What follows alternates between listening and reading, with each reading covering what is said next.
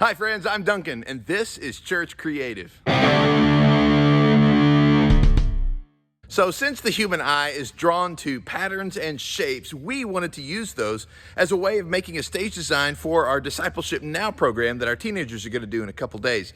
And what we're going to do is we're going to get these giant 5-foot beach balls, and there's some little ones back over there. We're going to suspend them from the ceiling, and we're going to projection map on them to create some really cool environment and a cool visual element to our staging.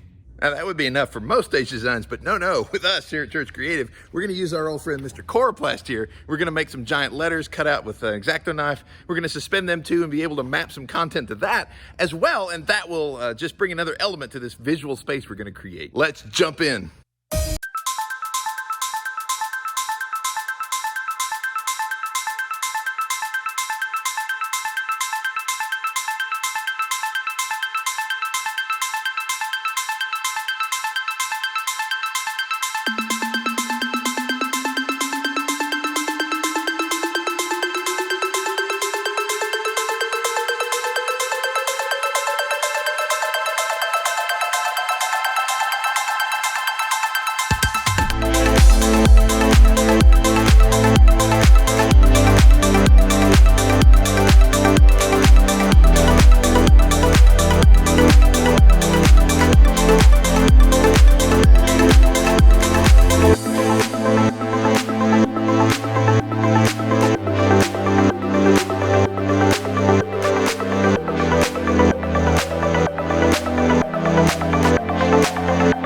So let's jump in. This is going to be a brief tutorial on just kind of the things that we had to do for this particular event.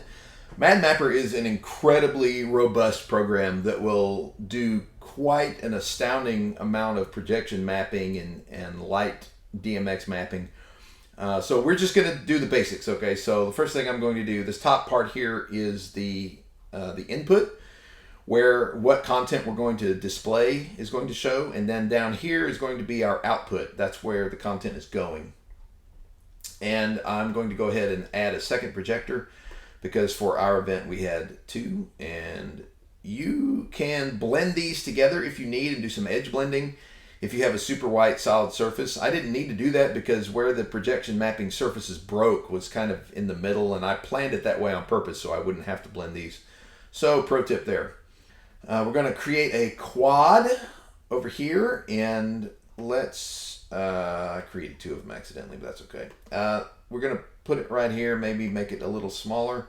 And it's a square. We're projecting on beach balls, which are not square, so what's the deal here? Well, all you do is come down to mesh warping, and you click spherize. That turns the projection surface into a sphere, and we'll do the same thing on this one. And when you get these, when you get some content starting to go to them in your live atmosphere, in your setting, you'll be able to tweak these pixel by pixel and get them exactly in the location that you want so that you'll hit your surface. These represent the smaller beach balls hanging, and then the two here are the bigger ones. Now we get to pick what is going in those beach balls. And so I would select this one and command click to select both of them, and that will put the same content in both of them. And then let's just pick this guy right here. That's cool. And if I didn't want this particular, if I only wanted a portion of this pattern, I can change this up here, and that will change what part of the content I am mapping.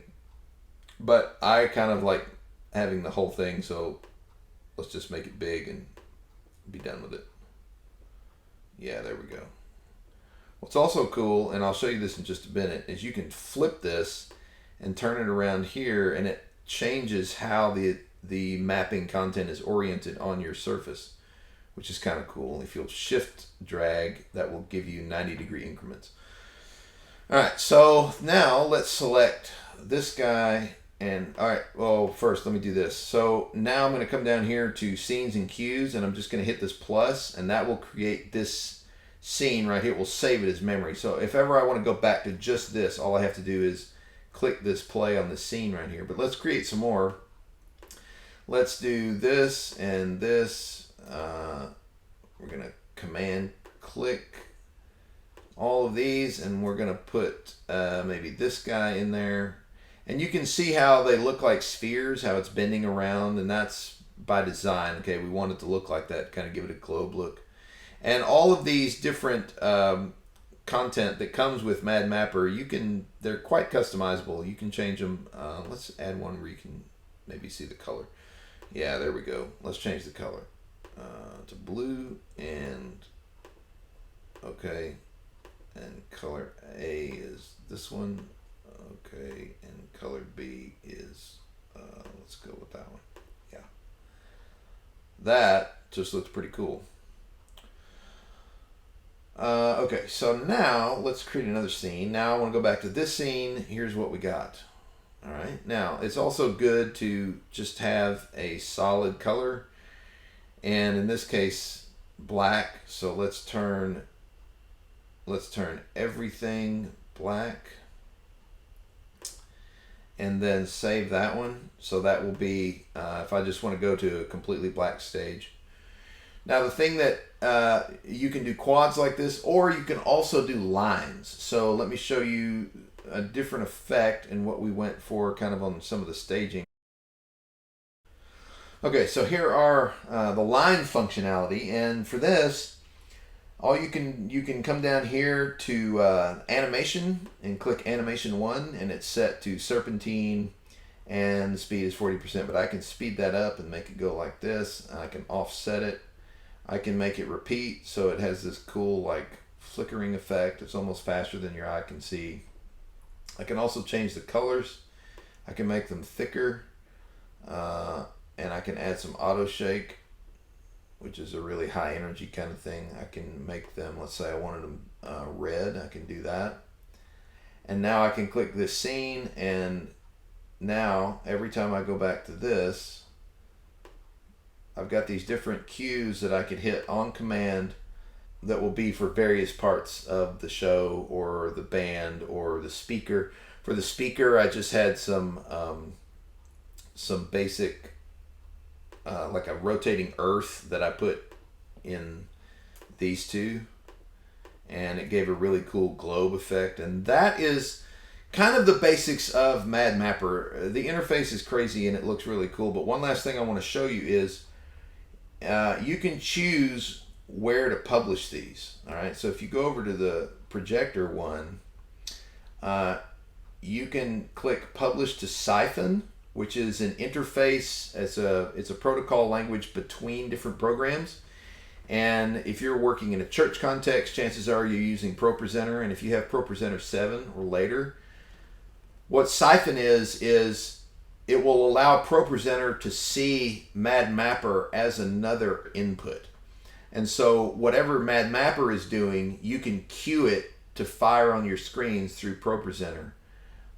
And vice versa. ProPresenter will also publish to Siphon. So one of the things over here in MadMapper is I can choose Siphon, and I don't have ProPresenter up and running right now, but if I did, you would see ProPresenter as an option here. So whatever I've got going on ProPresenter, I can fire it and choose to map it to any of my quads or lights that I've got in MadMapper, which is crazy. The downside of that is the MadMapper and the ProPresenter have to be on the same machine at the same time. You can't do the Siphon over the network at the time of this recording. That may change in the future, but who knows. So that was how we set up the projection mapping for this event, and this is what it finally looked like.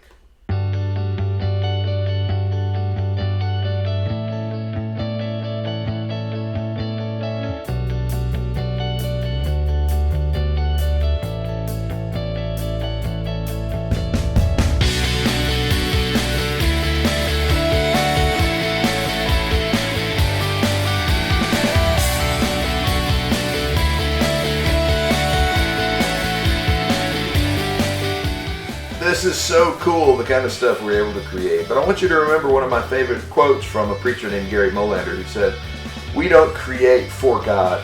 He doesn't need it. We create in response to God because the world needs it."